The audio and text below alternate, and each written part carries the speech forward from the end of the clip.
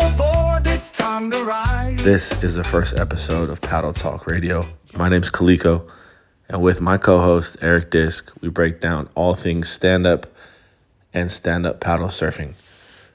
We are two passionate people that love the sport, and this is where you can come to get your paddleboard fix. Aloha. You know, I've had my podcasts over the years, podcasts and YouTube videos that seem to all kind of go away. I don't know what your thoughts are on that. Yeah, so I think for a long time, I used to have podcasts where I could learn something, get some info on the latest boards or specs or things that people are excited about. But I just saw a huge decline in the last couple of years. And so it kind of feels like maybe we can fill that gap with some of the knowledge that we have in our backgrounds. So it's a cool first step for us to take and put some content out. Yeah, I mean, really, realistically, there was only one before this. I mean, like, it was the Progression Project, right? Yep. And those guys were great. And I kind of feel like there's a couple other ones I'm going to hit on as well. But it seems like these podcasts or YouTube videos, they're all really good until the people that are involved start developing their own product. Right. Then they stopped kind of having independent reviews on things. Right. Like I'm pretty sure I've listened to every single one of the Progression Project podcasts at least a couple of times. Mm-hmm. One of my favorite ones was actually, because I was the only paddleboard one. So right. I listen to and watch a lot of the surfing shows. My favorite one, hands down, was the Shred Show. Yes. That guy was awesome. And yes. He would just do these independent reviews that weren't even reviews. He would just, I don't even know if he even rode the boards. Yeah. He would just take the board and fully break down the design, what it would do best, what it might not do good at, and what kind of waves it should be ridden and how it should be ridden. Right. You know, that thing fell off because Firewire hired him. Yeah. Like, this show was so good. And as soon as you're an employee, you get censored a little bit. There's things you can't talk about. And so being able to be candid about a board or a design or a company, that's a great earmark of what I think is a good podcast or a good review show or anything like that. Yeah, yeah. So the freedom to just talk about it and not be kind of held up. Or I still watch a lot of is Surfing Show on YouTube. Right. What was his name? His last name is Salas. I can't remember his first name. Right. Very opinionated on types of boards and everything, but he's actually riding them and giving his input on how the board surfs. Mm-hmm. But I like to be able to watch how he's surfing it, hear about what he's talking about, and then kind of make my own kind of opinions on whether the board might work for me or whatever. But right. You know, that's how I've learned a lot about hole designs and stuff from Shred Show, and then a little bit with Surfing Show. But yeah, his is very opinionated, and it was really, really good until he started making his own fins. And then it was like with that new Machado Kato. I talked to a bunch of people that have the board, and they were like, you know, I almost got rid of the board until I got the fins that Rob designed for this board. And they were like, and now it's one of my favorite boards. He did a review on the board. He rode it with the Machado fins. Yeah. And then he put his fins in it. It was like, and now it rides so much better with my fins. Right. To a certain extent. I mean, he was trying to be not biased, but it definitely came across as biased. Right. I just picked up the board.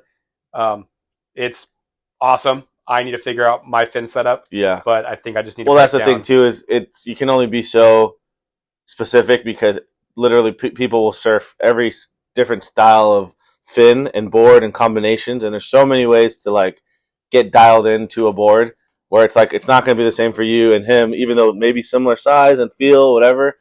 So it's that's why I hate hearing when it's like, no, this is the best one that you need, because it's like until you really can test it and see it, it's like you can't be. I don't want to hear that it's promo. Like I rather just kind of hear something a little less biased and a little less sales pitchy, rather than just like, here's kind of the idea, here's what works, here's what's good. And so I think I've seen you do that kind of in the stand-up world already, which is good. Where it's not just so like you need this, but this is what's going to work. This is for your size, for your ability. You take in all the different factors, but it's never like a sales pitch. So I appreciate hearing that kind of stuff.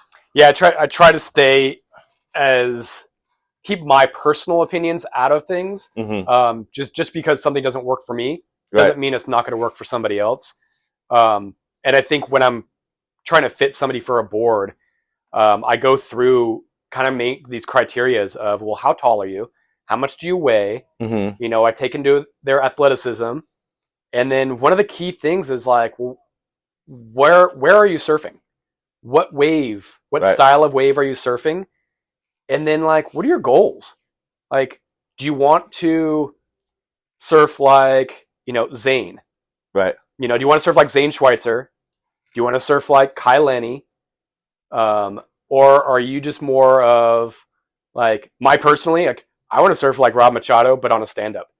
Right. You know, I'm not gouging off the top. I want to just have a real fluid style. I love a fast high line. Mm-hmm.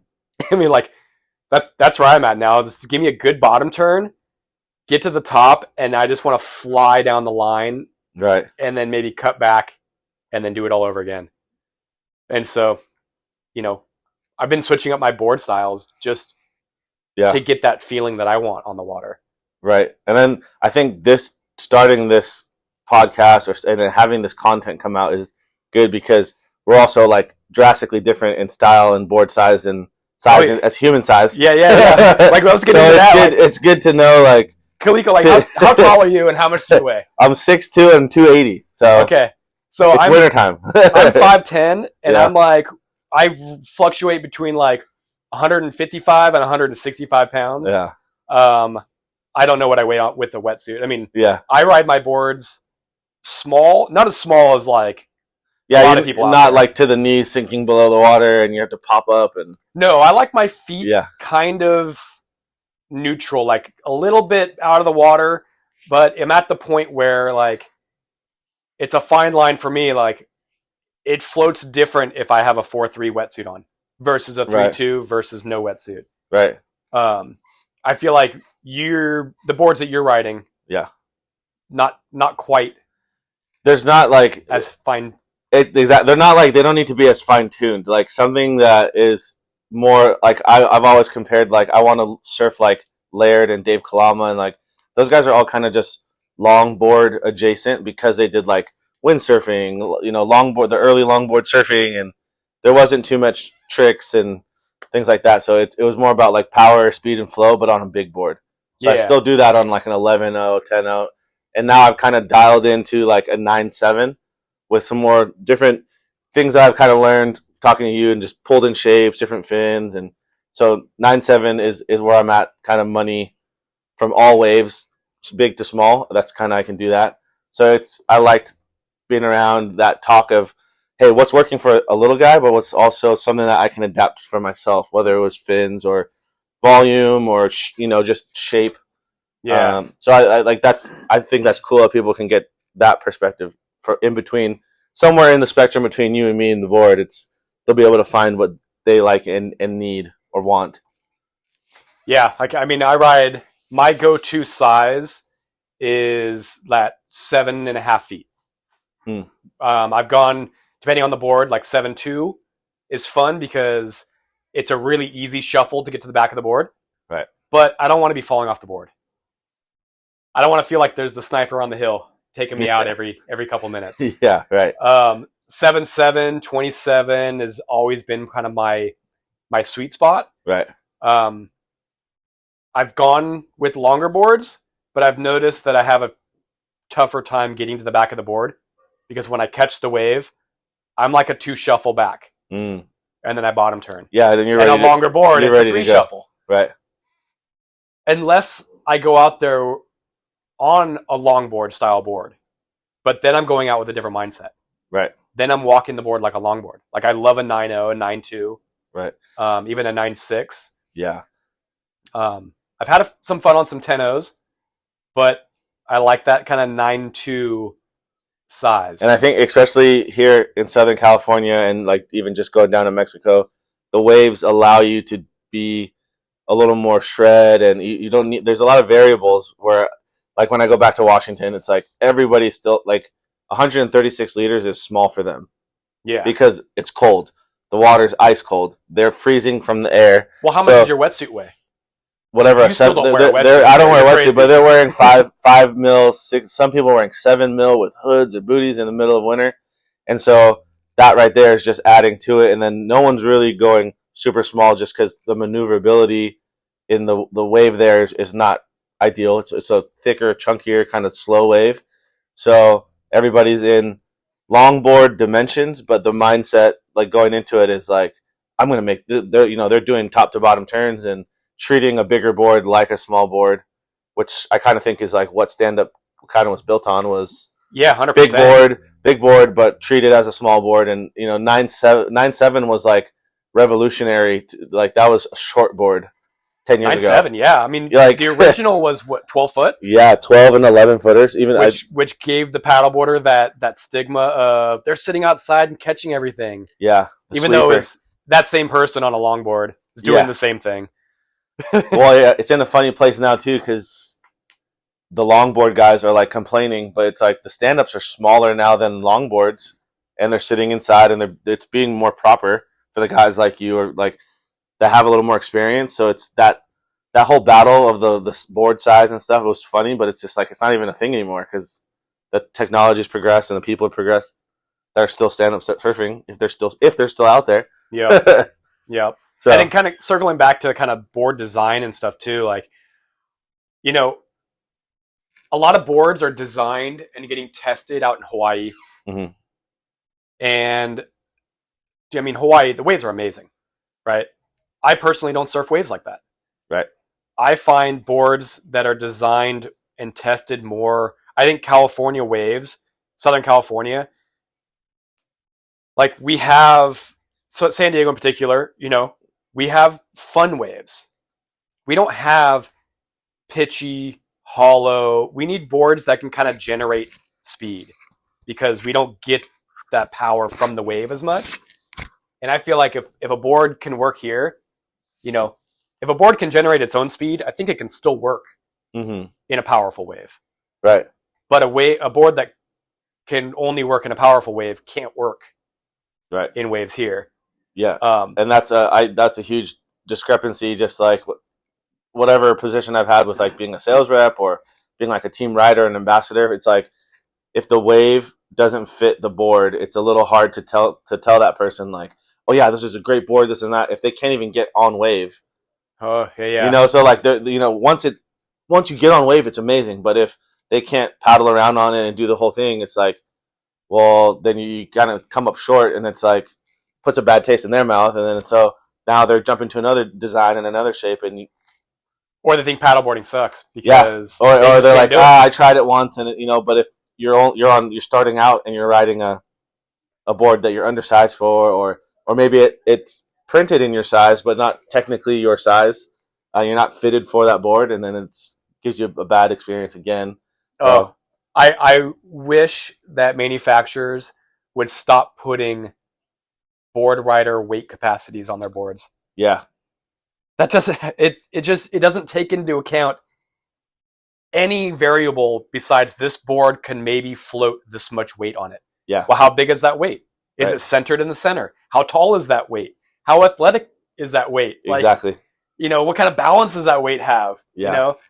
Because I mean, the metric I've is seen skewed for sure. Guys that are like 5'6", 5'7", 115 pounds, can't stand on a big board. Yeah.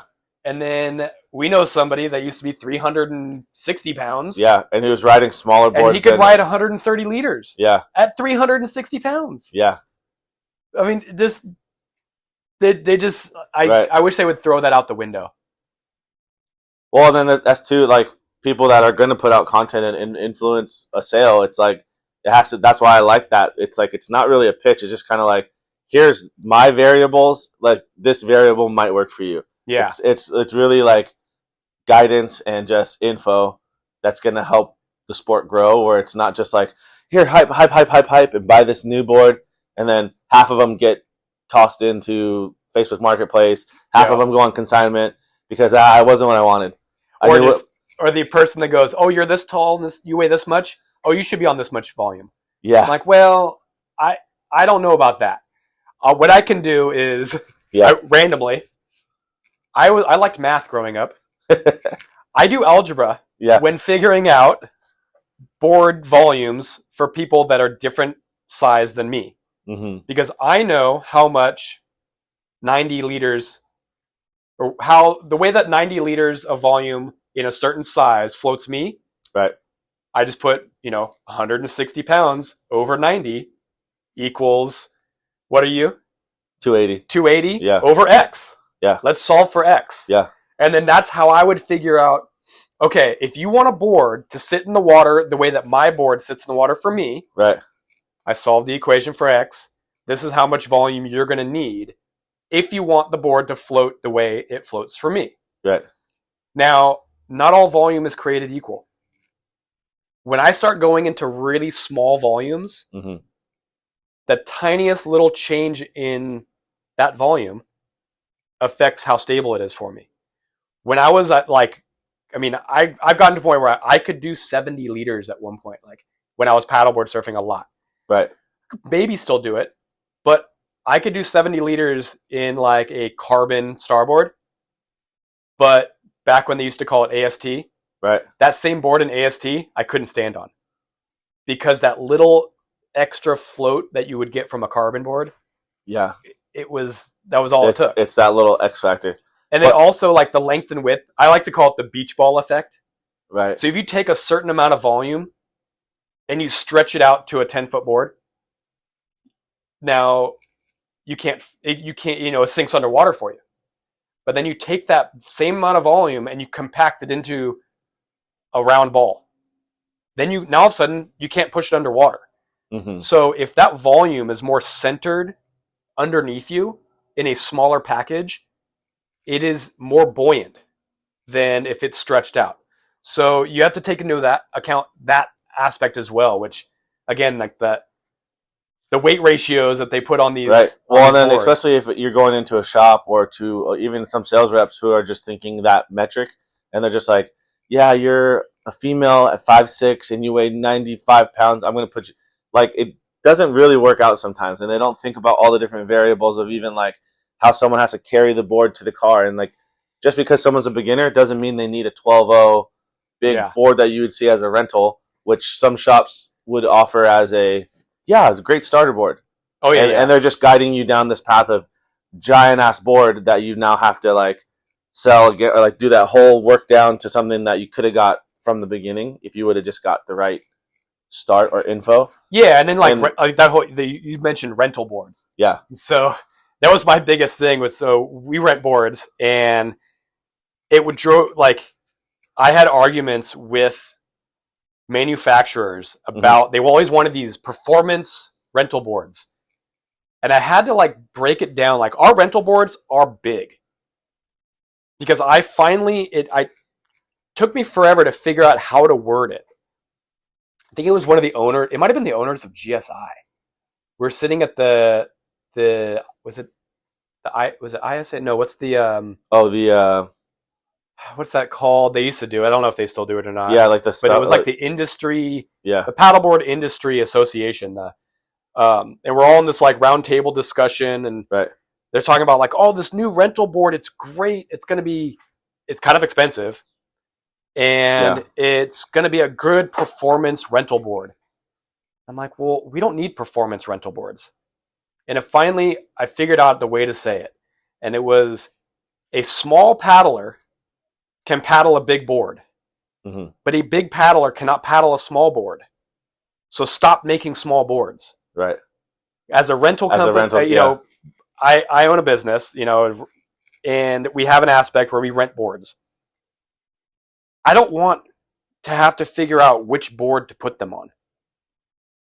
I want to just have one size board. Yeah. I was not able to do that. We've got two sizes. Right. But the ease of that, being able to just have a board that it's going to float anybody from my size to your size. That's going to go out. They're going to have a great day. That could be their first intro to stand up or whatever it is, and they're going to have a good day. So already it's +1 in the oh, stand-up's Yeah. kind of cool. Yeah, instant success. Right. We don't want people their first time to crash be, and burn and fall. This and, is really hard. yeah. This isn't very good. Mm-hmm. That's my holdback on. I have mixed feelings on like Wavestorm paddleboards at Costco for like, I don't even know how much they are. $200, $300. Yeah. Because it's not a great board Right. and it's not super stable. It's like 9.6. Yeah. So people go and buy that, and It's what's super quirky. It's the average weird. American is like it's over 200 pounds. Yeah. It's Easily. a little quirky. It's kind of short for a recreational paddleboard Mhm. at 9.6. And so maybe they hop on it and then they struggle and they're like, this sport's not for me. Yeah. That entry level, that super, super entry level board too, I think it just should like, be big. it diminishes like the value of stand-up. It doesn't have to be long. It doesn't have to be a 12-footer But anymore. it makes it seem so like, it's like they'll if they're like, oh, if I ever told somebody like, oh yeah, I paddleboard, like I'm a paddleboarder or whatever that verb is like, the Costco, and if you only have a Costco experience and you're just like, oh, a 10.6 board, that's like nothing. So they just think it's just like this blob of foam. The value, it's only worth $200. So then they're when devaluing it. when they see the market as it is, like the stuff that we consider to be good deals at 700 or 500 or 600, they're like, what the hell? I would never pay that. I can go to Costco and get whatever Yeah. Wavestorm. And $500 or $600, like, I mean, where are you getting that nowadays? Yeah, it's hard to find Yeah. that now, but when you do have like a place where you can get a good trade in or maybe there is like a deal on a second hand, like that's it makes that great deal for somebody unobtainable because they're just like, they just blow it off. And then Craigslist or secondary users anywhere else, paddleboards are just so low value. So the people that do have nice boards and they're trying to make a little money back to put back into the system of getting a new board or anything like that just totally crushes it. Because you're having to sell a board now for like $100 just to keep up, just to clear out your spring cleaning. Clear out your closet. Yeah, clean out the closet. You have to part with something that you paid good money because you invested in a good thing. You got the right deal, and so.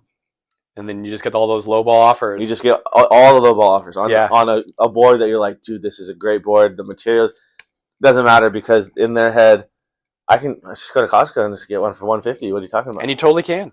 And I tell people that yeah. if that's your budget, let's just make sure. Like that's when people come in and try to buy boards. Yeah. And that's another question I ask them. What's your budget? Yeah. I'm not going to talk to you about a $3,000 Starboard carbon board. Right. Saying like this is the end all. Get this or nothing. Yeah. If you're looking if their budget is $500, I'm like, okay. Yeah. You're not going to buy your board from me. I get it. But let's make sure that you get the right board. Right. So that at least you stay in the sport. Exactly. And so like, okay, your budget's this. Let's figure out what the right board is for you. I can't go brand by brand, but let's go dimensions. Let's try to figure out, okay, recreational paddling. Let's say at least 10 foot, 10 to 11 foot for recreational paddleboarding. Yeah, just getting some glides. A smaller paddler, I've slowly gotten on board with some of these, like, okay, 9.6, 9.8. You can still recreational paddle. Mm-hmm. You're not going to go as far, or as fast. But then, just to cruise around right here, get some width. Yeah, you don't want to be on 130 liters for recreational paddling. Yeah, let's get on like 160, 180. Yeah. One of my favorite boards was always, I don't know, we talk brands or does it matter? Starboard had a board called the Blend. It was 11.2. It was 30 inches wide. And I think it was like 178 liters. Mm-hmm. And it worked great I could paddle on it with my dog. My wife loved paddling it. Right. And I've surfed that thing. Some of my longest waves ever were on that board down in Baja on the spot we used to surf. I think I was on the wave for like almost 2 minutes. Jeez. Because that board length, the rocker profile, I could just connect every section on this little point break. That's essentially went from like a reef break to a point. And then there was, kind of freeformed. Yeah. The spot, it's called Shipwrecks. Yeah. It's down in Baja. It's northern Baja. We're not gatekeeping. No. I mean, if you know this place, then you know this place. But we had names for each of the peaks. Right. And so the furthest out peak we called it fence line. And, real original. Yeah. It sat outside of the fence line for the campground. Yeah. And we caught it there, and I could catch it to all the other peaks. And then I could connect around the actual shipwreck and then take it all the way to the inner cove. And I swear it was probably a 2-minute long ride. That's a dream. You didn't even paddle back. We just got out and walked back. But yeah, that board was super fun. And then, if you're going to own one board, right, that's a great size. Yeah. 10 to 11 foot. Yeah. Longboard shape. Think longboard style. Mm-hmm. And then just walk the board and just have fun. Yeah, I think there's just so many ways that stand-up paddling can help. It's like it's just bad to see it in kind of like the state it is at this moment. Yeah, I mean, because I think it's such a powerful tool for all those things, and there's so much good that stand-up paddling can do that to see it kind of like a shell of itself from what we've experienced, because there's at least 10 years just of being around boards and shapes and seeing all the different stuff. It's weird. It's just weird to see. My first stand-up paddle wave, I would say, was like 2010. I was thinking like 2009. Yeah, and so I've been from there. I was either kind of I was 2010 to 11, just on my own buying stuff. But after that, I got in with a brand. I was either working at a place or somewhere that I've been able to see the trade shows and be in the industry side, as well as that early buyer.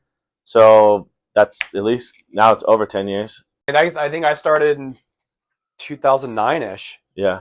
In paddleboarding. Mm-hmm. I mean, I've been in the paddle sports since the 90s. But yeah, I remember teaching lessons on 12-foot boards and being like, I'm not really a paddleboard surfer until I think I got on like an 8.6. And I was like, oh, wait a second. That makes sense. This is kind of fun. Yeah.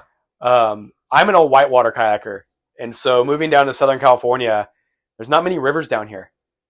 And so I kind of go through some kayaking withdrawals.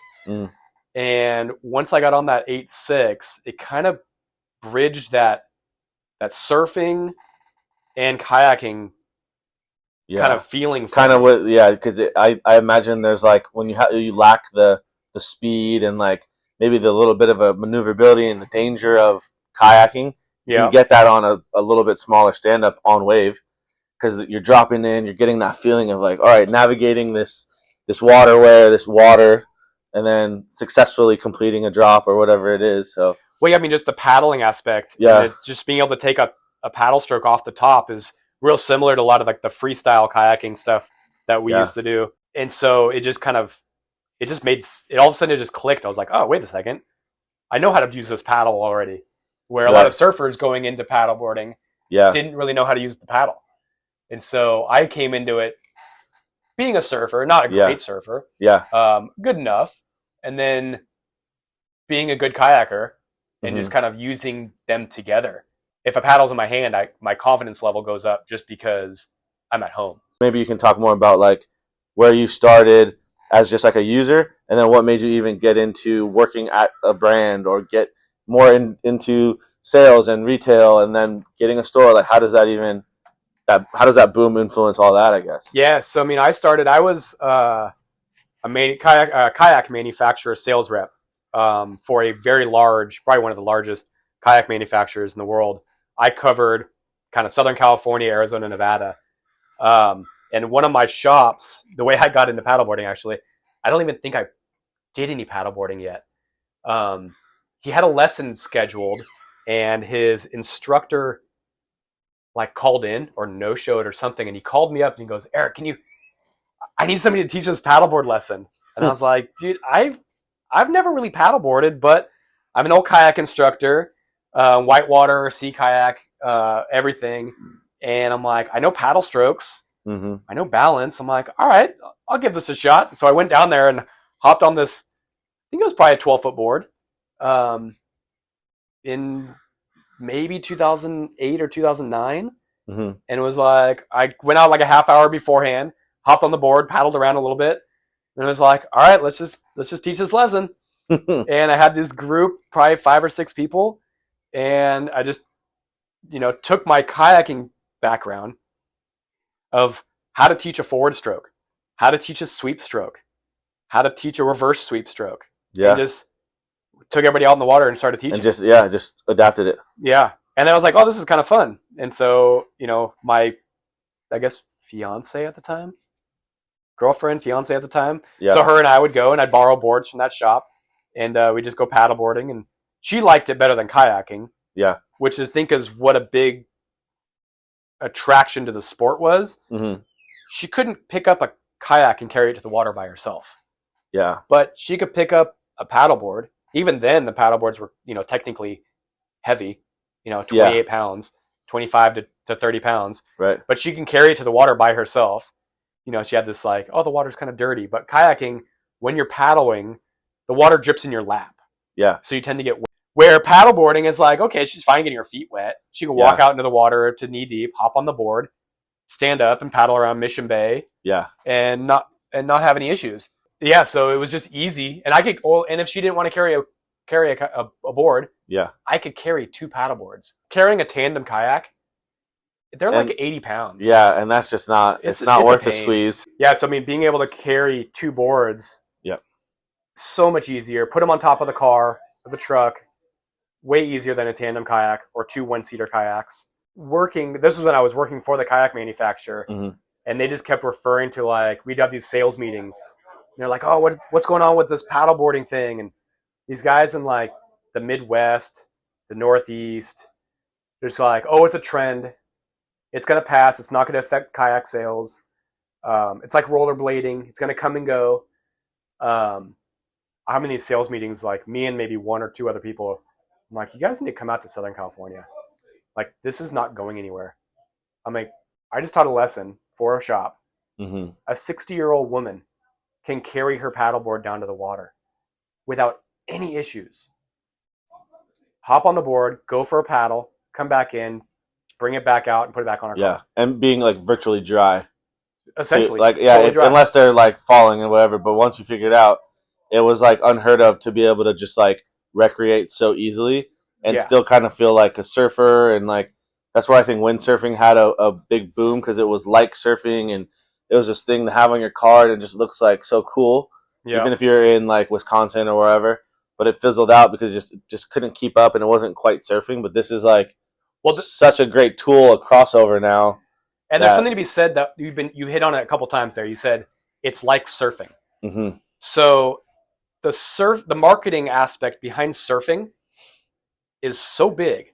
Watch commercials. Mm-hmm. Everybody wants to be a surfer. Go to Colorado. Before all the river surfing stuff, people are walking around with board shorts on, trying with that surfer look. They're spending money with Quicksilver, Billabong, all these companies to look kind of surferish. And they're snowboarders. So for that person to be able to put what looks just like a big surfboard on top of their car, throw on their sunnies, their board shorts, roll down the road. Yeah. That same thing as it's being a surfer. Yeah, it's like Salt Life. It's we're all Salt Life now, because we're all kind of and then they get on the lake or the river, mm-hmm. and with the visual effect of that surfboard and that glide feeling you get from paddling, mm-hmm. you feel like you're surfing. Now, it's not on a wave, but there's essence of that same feeling that you're getting. Yeah. That you're getting in Colorado. Yeah. In Nebraska. And that's, in the Midwest. Yep. These areas that have no surf. Exactly. That's where a huge boom of it was too, because those early outdoor retailers and all that stuff, it was just rows and rows of people paddleboarding, and there was paddleboarding everything, paddleboarding camping, paddleboarding going down river. It just exploded into so many veins of paddleboarding. Look how many aspects of paddleboarding are there? Yeah, you have surf. Yep. You have recreational. You have whitewater. You have racing. You have just touring. Yeah, the people that do ultra touring, where they're literally going from Mexico to Canada, or just down these long river stretches through wherever, and back. It's almost like backpacking, but just with the stand up. It's just like kayaking. Yeah. You can't pigeonhole it into one thing. Mm-hmm. Kayaking there's sea kayaking, Yeah. There's whitewater kayaking. There's sit on top kayaking on a bay. Yeah. There's just touring. There's something called rock garden kayaking, Yeah. which is essentially sea kayaking where the waves are breaking over rocks, turning it into rapids. Like there's just so many like little, like you're saying, like little fingers of the sport. Paddleboarding's the same. Right. There's so many aspects. Yeah, and where I think we saw like the glory days where it was like everything was SUP focused. So it was like SUP racing, SUP touring, and then SUP surfing were very big. So like Battle of the Paddle, there was just, like I said, all the different Stand-Up World Tour. Yeah, the Stand-Up World Tour was still pumping. There was things that were just like, it made stand-up very the focus, and you kind of had a lot of things to look at. There was more marketing around it. There was more things. Back then, because it was so big, it was really driving all that innovation. Right. Like new styles of paddleboards for surfing. All the different race boards that they would come out with every year. Everybody needed that hot new board because they wanted to be Connor Baxter. Yeah. Or Danny Ching. Like it was just like that innovation. You had to be on the cutting edge equipment, right, to compete. And I feel like companies are still coming out with those race boards. The paddleboard surfing aspect of innovation, I think there's been a few new things coming out, but it's not where it used to be. Right. Like having so many vanes, some of them kind of dwindle away. Like I know, maybe it's not as popular as it was, or maybe it gets there, but stand-up surfing, which that has vanes all on its own. That has 10 vanes, but it's just like as the greater thing, like I still see people doing a lot of the whitewater, the river stuff. There's a strong community there. Some of the brands like that started out early branched off from the bigger companies, and they were able to be just sustainable on their own. Now they have full lineups of stand-up boards for the rivers, and all that. Those things are still thriving, and there's a little bit more innovation, and they're trying things out. But with stand-up surfing, it just felt like it hit such a flat line. Especially, I mean, there was COVID, and then there was a boom overall. But it's where I see stand-up surfing now is just like totally on the back burner. It is, and I think I have theories. I've got a lot of interesting opinions. You know what they say about opinions, though. Yeah. So I think foiling took a lot of that innovation and energy and just the dollars. Mm-hmm. Like it's expensive to come out with a new board for a manufacturer. Right. And so are you going to come out with a new surf stand-up, or are you going to come out with a new foil board or a new foil? Right. And so they're picking and choosing where they're going to put their money. Yep. And a lot of companies, not on stand-up. It's clearly not on paddleboard surfing. Yeah. And then there's the companies that do the race boards too. So they have to. Mm-hmm. I mean, Europe paddleboard racing is still huge. I don't know what it's like in the U.S. I've checked out of the paddleboard racing scene. Right. It was just, as a shop owner, like I had to invest more money into racing only to probably get the lowest margins, because we wouldn't get the boards early enough. Mm-hmm. So then everybody would start buying their boards, and then we'd get the boards, and by the time we would start selling a few boards and we still had stock, the company would release the next year's model. And it's like, don't worry about the last model. This one's the hottest, greatest. It's more stable. It's faster. Yeah. It's this. And then we'd have to discount the boards. Right. And it was like, I'm done. Well, there was a boom too of like shops putting on races and putting on events. And it's like, just that was like, you had to get insurance and then the permit and then running the whole thing and then like setting the course and safety. And it's like, even that is not sustainable because there's so many little factors into that. And then it's like, just to hopefully maybe sell the 1 14-footer we have. And, it just, there wasn't really like a good path for that to keep lasting. And then it's like, okay, this race closed. And now I think any vestige of those old races, like, I don't think any of them are really around. No. I mean, Dana Point has some. There's some through the Winter Series, but they're also like tied to canoe. Which you need to do. Yeah, I get, you have to let's kind of have package everything. it together. Outrigger, Yeah, surf ski, kayak, yeah. There's like tandem. six man. Yeah. You know, The OC2s and then like OC3s, all those different variations of paddling for distance, and then stand up just kind of gets thrown in. There's like normally like a fun one, and then a more serious like 9 or 10 mile, something a little beefier where you do need like we're the 14 and all that stuff. But they're all just flat water. All flat water. All flat water. Yeah. I mean, the days of Battle the Paddle and the entertainment aspect. Yeah. Even the BOP. Red Bull tried to do the extreme one in Ocean Beach. That was, I think, feel like they went too far with that one. Yeah, and so I mean, what was the swell that day? 15 foot. Like 15 and I don't know if anybody Beach. knows Ocean Beach in San Francisco.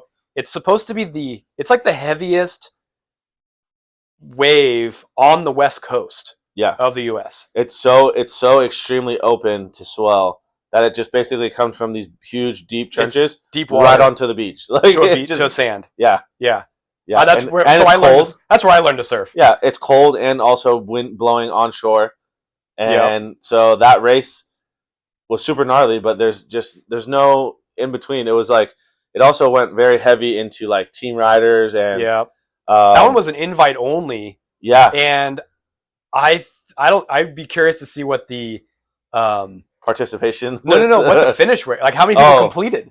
Well, I don't even think Connor finished. Like I think he broke a board or somebody. Like you're surfing a 14-foot board on a 15-foot wave. It's ridiculous. Yeah, but that I think they're trying to intrigue more people and make it like, oh, this is a fresh, interesting thing because stand up has had some booms and ups and highs and lows, but surfing was like kind of the thing I thought would keep it going longer, but now it's like the surfing is dying off. Well, there's the reason I think that's dying off is where's all our footage? Right. Who's putting out fun surf videos? Yeah.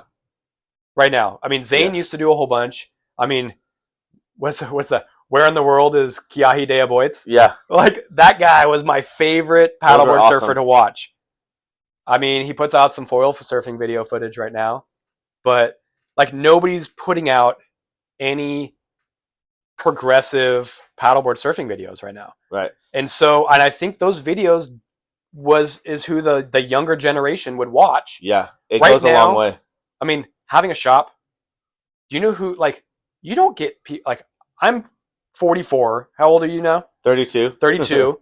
I'm on the younger end. Yeah. Of the paddleboard surfer market. Yep. Where are all the groms? Like, we're not getting kids paddleboard surfing for a few reasons. One, I think it looks kooky for some, so you're not getting these guys shredding. Right. Like, let's get Burnt Road Digger out, like putting out some more footage. Yeah. You know. Well, I love seeing like a random Kai Lenny will post a video and he's just like, brought my stand up to Mexico, and then just watching him, it's just like watching like an old friend because it's like, that's what I was waiting for like the latest Kalama video, like when he had Imagine or when Kai was with Nash, and there was just so much more content. Like, and even there's sub movies, and those are all dated back to like 15. Yeah, H2 Indo, H2 Mexico, Dave, both the Daves, Danny, surfing at the mall, like just made it so cool. I mean, Bainey still puts out some videos. Yeah, I like having those, even the website or the magazine, Stand Up the Magazine, where they could go and like kind of branch off. So it was like Stand Up the Magazine presents like a little short film, or there'd be like a little article where you can read about their trip down to Mexico. Paddle Surf Hawaii put out a video. They did like a Panama. It was like a surf adventure video, and it's just like a surf video. Yeah, it was where they go and they're sitting in the like this little hut, waiting for the rain to stop so they can go surf. Yep. And they're on 9-foot boards. Yeah. Just traveling around, surfing, not super critical waves. They're just surfing fun waves, and it's that video that you watch that you're like, I could go do this. Yeah. I could easily go do this. Yeah. The two that I really remember, and I wish I could find, it was like a Nash video where they brought all their team riders, which are now all like kind of the uncles or the older dudes in stand up, but it was like Kalama, Nash, and Kai was like the young kid, but they went down the coast. They stopped in Washington, Oregon. They'd stop and like paddle next to a waterfall, but then go right out to the surf. Yeah. So it was like that aspect of it. Maybe, and that was like I was still just getting out of high school, and I was like, I want to do that. Yeah, almost So like that- a travel video. Yeah, and like For C4 Waterman had one where they did tanker surfing. This was like in 07, 08, and that was like Yeah. huge. They went to Galveston. So seeing the aspects of that and being able to like, you don't have to like bring your little 5'6" and struggle to get into a wave and pop up. It was like, oh, this is kind of like way more user friendly. Yeah. I mean, And- maybe still bring your 5'6". Yeah. I mean, my quiver consists of I've got a 5'6", a 5'8", my 5'8's a fish, Yeah. and then I've got my 7'7" stand up, and then I have like a 9'2" longboard. Yeah. Well, I think the problem too is like I really didn't surf anything other than a longboard until I started doing stand up, and when my stand up got better, I've now gotten to surf for like prone surfing more. Yeah. So which I think also kind of kills the stand up market is because like maybe if you do start out as a stand up paddler, Oh, because you couldn't surf for a while. Like Yeah. I know a lot of people that are injured. yeah, They start And- paddleboard surfing. but it's stand up paddleboard surfing, and then you figure out like what you need and what you like, and maybe you get better at like controlling your board and all this stuff, and then you're like, hey, let me try quote unquote like real surfing. So then it's like now you're just going out and you almost the progression, you go backwards a little bit because you're like on this tool that can make you catch so many waves, but you've caught so many waves and figured out what you like.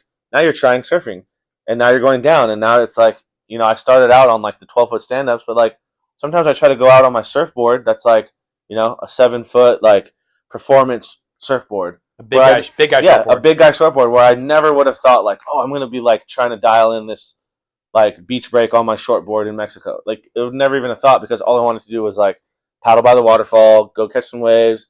Like the journey, the spirit of like that stand up surfing was so different to see, and then it just is gone. Like Yeah, it's and then like- also, I mean, the idea of when you're paddleboard surfing and then you switch to a regular surfboard, Mhm.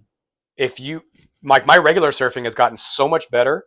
You know, I'm like, quote unquote, trying to throw shortboard turns Mhm. on my stand up, which, it's in that mindset of like, this is what I think I'm doing, and then this is what I'm actually doing. But just trying to turn a 7-foot board or an 8-foot board and then going back down to a short, like a 5'8", even a fish. Mhm. That motion, the body, like my torque and everything, the body mechanics that I'm using on my stand up, you have to overemphasize everything. Right. So then you get on your shortboard and you do that same motion because you've built in that muscle memory, Right. but now you're on a 5'8". That board comes around so much faster. Yeah. And like, I wasn't surfing that well when I was only surfing, Yeah. but now I'm doing both, and I still do both. Right. I've been on a surf kick lately, but it's because I've been surfing with a buddy. Yeah. He's on a shortboard. Yeah. And well, And- that's the thing. It's that even that aspect too is where even your buddies like, hey, they're not. There's no group to go like stand up paddle surf anymore. So it's No. like you kind of subconsciously you're like, oh, I'm just gonna go take the surfboard out and kind of fit in Yeah. with the crew, and then I'm not going to get mean mugged as much. yeah, and there's no stigmas and whatever, and you lose like that initial like stand up. If I'm by myself, Yeah. I paddleboard surf. Yeah. If I'm going to my usual spot, even with other people, I'm going to paddleboard surf because it's a longer paddle out. Hmm. And if I'm with somebody else that's paddleboard surfing, I'm on a paddleboard. If I get a new surfboard, then I'm going to regular surf because I want to get on my new board. Right. If I'm surfing with friends that are shortboarding, I kind of want to be in the same spot in the lineup with them.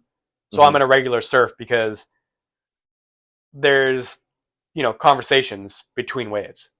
And if I'm on a paddleboard, then I'm usually sitting a little bit further out than a shortboard. Right. And so there's that aspect too. There's Yeah. the social aspect. For sure. Yeah, And- because I mean, there's days before I could paddle out and there'd be 5 stand-up guys and we're sitting at the peak, and at that time, like all 5 of us are stoked. We're talking about, oh, what fin do you got? Like you're trading like some secrets and this and what you got to do. And those are still friends now that were all great paddleboarders, but now they foil or they're just, it's like they're not stand-up surfing anymore. They've all transitioned into something else, and some guys even like to wing foiling and more like the wind sport side, which I never would have thought would take off, but it's just, I guess, even easier to access now. And Yeah, I see the draw to the wind aspect because as a surfer, like it sucks when it's windy. Yeah, Like, and if you you- want to if have you- something to do. Yeah, I like to go into Baja, Yeah. and there's nothing to do in the afternoon when it's blowing 20 knots, 30 knots. Right. So that's you when just it sit is. around a camp. Yeah, that's when you consider having that. But I think at the end of the day, it's like you're always just trying to chase surfing. Yeah, So whether you're wing surfing or wind or kite surfing or foiling or whatever, it's because you're not getting your fix on waves. yeah, Or there's some injury, but for the most part, it's just everyone's trying to chase like dropping in on a big wave, which with stand up I've been able to do. So it really didn't make me want to deviate too much off the path because like I still wanted to be able to bring a nice board, go to Mexico, go to Hawaii, Yeah. go to wherever it is, and travel just, with one board. yeah, and just be able to get a nice good ride, just and like feel that need to catch waves and not Yeah. have to bring a surfboard or whatever, a foil and a wing and this, and then I'm just Kai Lenny traveling with 12 things. Yeah, it's too much. Yeah, That's simplicity is good. and that's what that's why we like stand up. That's why it's here, but it's still I'm still hopeful for the market as a whole. And it kind of sounds like we're being negative or it's so bad No, now, but I think there is some positive stuff. I like seeing Infinity and Dave come out with new. He does kind of push the limits. He's getting shapes, creating fins, Yep. paddles. He's doing a lot of things, testing and getting some of the best guys. So and building a community. He sponsors a lot of the races. So Yeah. having that as one of the OG brands, I was riding the Wide Speed for like a year and a half, and it was like one of my favorite boards. Yeah, I just picked up that Escape Pod, Yeah, that little twin fin. It's I want to play around with fins on it, but I've only had it out once. And like I was talking about earlier, bottom turn to a high line to go down the line really fast. Mhm. That board is fast. Probably Yeah. one of the fastest boards I think I've ever been on. The fins that it come with are gigantic. And I'm not very big, so I want to play with my fins for it. But I took it down to Baja, and I was surfing these maybe head high, just peeling lefts, which is front side for me because I'm a goofy footer. Mhm. And it was a blast. Just high lines for days. That's all I was doing. Right. And maybe just because of Southern California bias for me, it's like I don't see much, again, like we don't see much marketing for any other brand really specifically California. Like I'm seeing their photo shoots they do, and they're like at Doheny or like somewhere that it's like, oh, I know that area. And then it's like, oh, if that works for them, like maybe, just size up. Because I was riding the 8.6 Wide Speed, and I was on 3 foot days, the board is so fast. Yeah, And then you're asking Dave, like, hey, what the heck, man? And he's like, we tested our shit. Like, yeah. it's And he tests them and we on do our it waves. here. Yeah. And so yeah. maybe where the complaint before was like, maybe they're too thin or the only testing was at XYZ. But it's like everything's really brought here. There's local people riding it in California, but then there's also pros where you can see like maybe something to aspire to. So having the balance of community, good shapes, good team riders, and not being so focused on just burn And lifestyle. lifestyle too, and Like, then they- also they've with got- the they paddling got that side, the dialed. speed freak aspect, the whole crew, like it becomes like a whole movement, and like Yeah, if you go to an event, Infinity shows up. yeah, but it's like, but even if it's just people who bought the board, they bought into the community, they have the Yeah. shirt, the hat, the thing, like They feel like they're part of the team. they're part you of the crew, and like before, a lot of companies had that. Like I would like to see that from other companies because it's like you have a crew, you have a community, you have a board, and then you almost can get back to like battle of the brands. Like you can Yeah. get back to having where it's not just so focused on one type of thing or one style of riding. It's like more diversity, and it's like such a good time. But A competition that breeds innovation. yes, Like let's have some more competitions, I think. yeah, Like if there was a way we could bring back the OG Battle of the Paddle, Mhm. that as far as a spectator sport, that brought people to the beach. And then if you could combine that with a paddleboard surfing competition, I think it would be ideal. I think Santa Cruz is bringing it back. yeah, Their racing was just a slog. It was just a long distance race, not good for spectator. right. But People want to see the Gladiator Dome. They want like Steamer Lane. If you're looking there and everyone's on the cliff, and you see someone on a 14-foot just get plowed, you want the carnage. You want to see Like, and then you even get to see the camaraderie after, because like, I'm sorry for the person that got plowed. Yeah. But come on, it was entertaining for it's all of cool, us. and it's like also just it's like I'm a visualization. Like, I love seeing that happen and being like, okay, how could I do that but not fall? So then I'm just kind of like, I like dissecting all those things, and like it just makes me feel like a better paddler. Like, I'd go to Hood River and watch those races and see how they're downriver or like downwinding, and seeing that, and like where to be, and just being able to just get your eyes on that. It's the same thing as like having an NBA team in your town when you're little. You have something to look forward to and like progress. Yeah. Where we just don't have any eyes. So even going back to like, there's no kids. It's like, yeah, there's nothing for them to see, other than unless you're watching Dave on Instagram. Yeah, and a lot of those kids' parents, like obviously, I've got a 7-year-old. Like, Yeah. I'm exposing him to it. Yeah. There's still the anti-paddleboard Mm-hmm. out there, and those anti-paddleboard surfers have anti-paddleboard kids. Right. So they're not exposing them to it, whether they could be good or not. But circling back to the competition aspect, I don't know what your thoughts are on this. I have a little bit of a pet peeve Mm-hmm. when I'm seeing like was it ISA? I think so. Yeah. These are supposed to be the best paddleboard surfers in the world, Right. and they're falling off their boards while waiting for waves. Yeah. It it's drives me nuts. I think you should get a 0.1 point deduction ugly. every time you fall off your board. Yeah. If you can't stand on, obviously the person on the smallest board is probably going to win when they get waves, Right. because the smaller the board, the better you should be able Yeah. to surf it. But if you can't stand on your board, Mm-hmm. like there's got to be some sort of I think I talked about it before with penalty somebody for else, it. but like there should be like a ratio or something where it's just like if a boxer weighs into a fight, they have to reach a certain class. There has to be something to keep the performance like up. I remember watching one of the ISA heats. Zane was actually not on the tiniest board. Yeah. And He was able to stand on his board, and he was catching more waves. yeah. He was looking actually better on the waves than people that were standing there waiting for waves.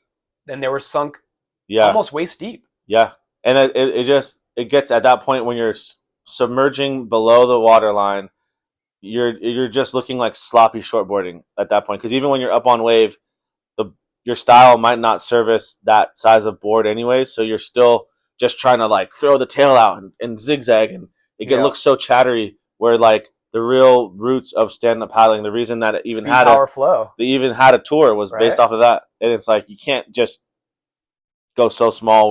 That's where I think before COVID that it just kind of hit the fan anyways, and then we've had a boost with recreational people kind of going back to surfing, and then now we're just at another flat line. But I'd like to get maybe your thoughts more on like a positive, like where do you see it going? Is there hope for stand-up surfing? Oh yeah. It's never going away. Right. I think we need to focus on getting the younger crowd into it. Mhm.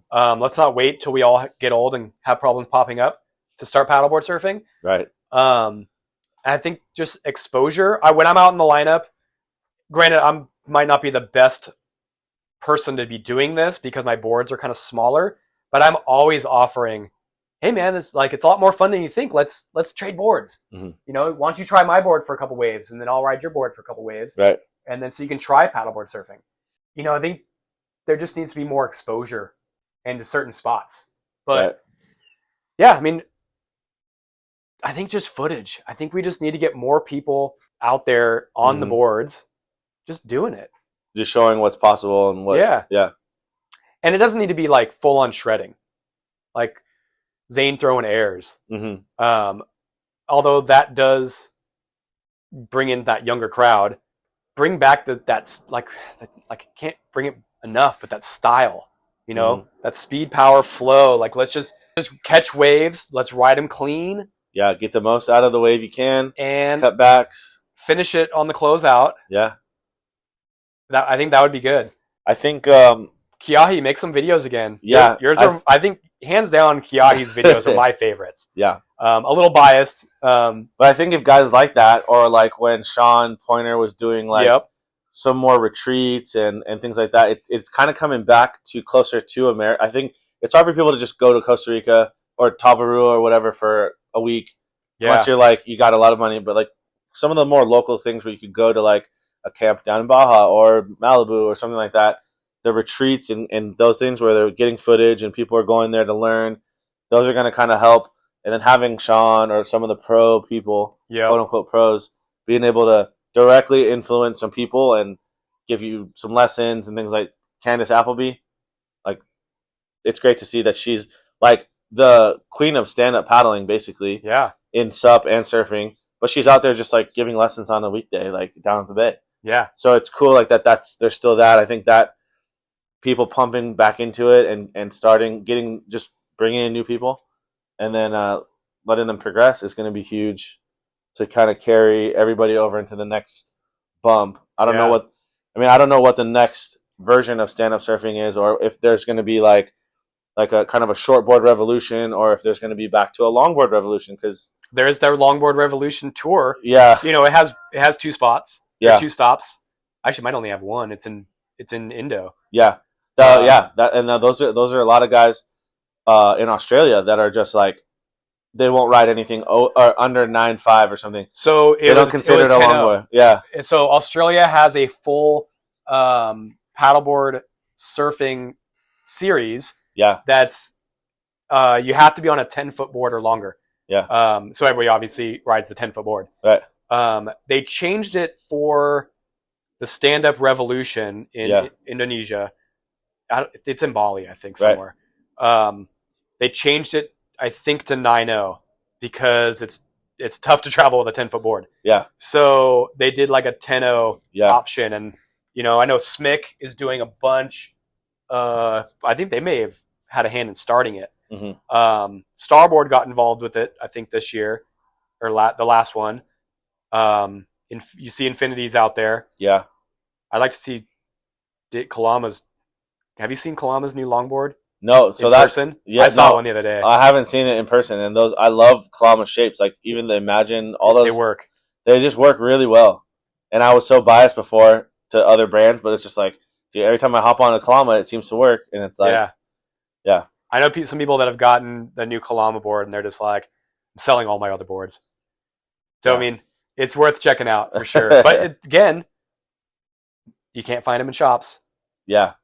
You just have to blindly order it. Yeah, I think too. Like we'll go more in another for another episode of go into that more into like kind of the consumer what's killing, buying and selling and the market side of it. But just like I just think I want to just see more local events. We've already talked more local events, more local like even just demos and having it be more visible. Yeah, maybe some more companies putting some more effort into just having a little demo day at some shops or.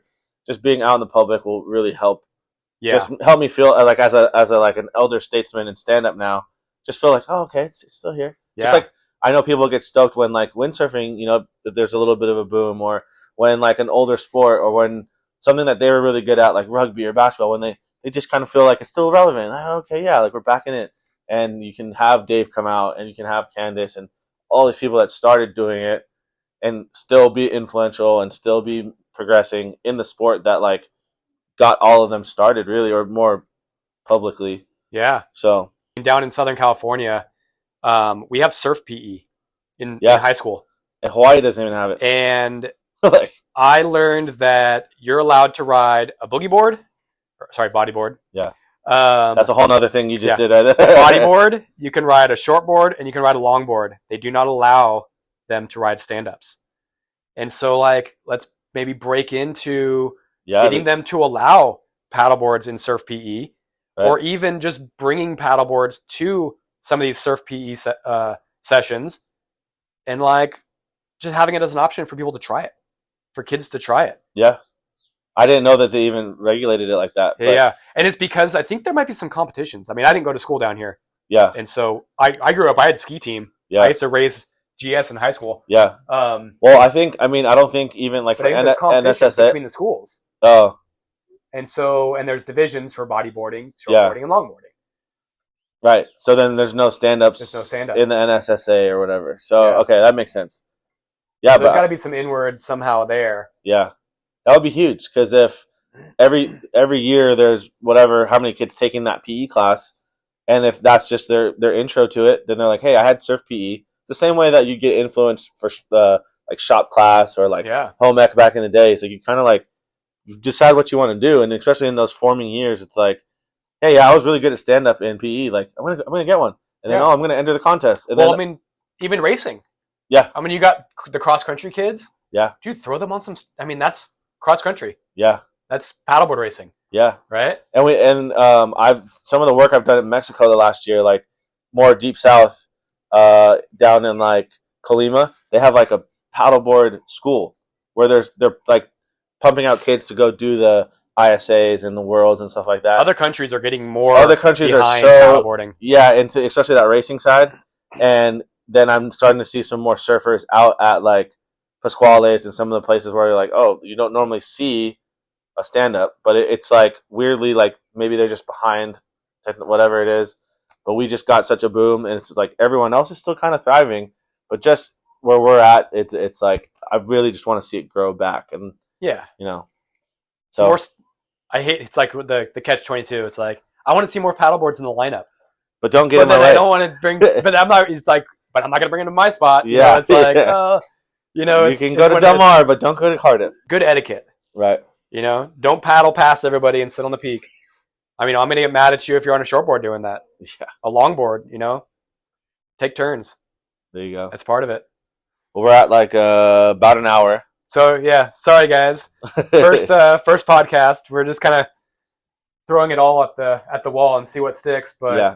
you know, I think as it goes, we'll kind of figure out the cadence and kind of what things to touch on more and be a little more. yeah, and bring in your feedback. So Yeah, if bring you a know little how to more send us a specifics. message.